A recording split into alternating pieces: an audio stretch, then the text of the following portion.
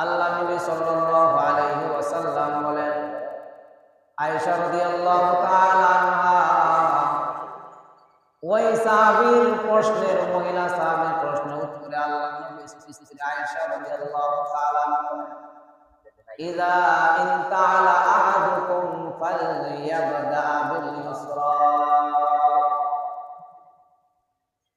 আম্মা জান আয়েশা রাদিয়াল্লাহু তাআলা বলেন, আল্লাহর নবী সাল্লাল্লাহু আলাইহি ওয়াসাল্লাম বলেন, তোমাদের মধ্যে যদি কোনো ব্যক্তি ইনতাআলা জুতা পরিধান করা, এটা নিম্ন স্তরের কাজ।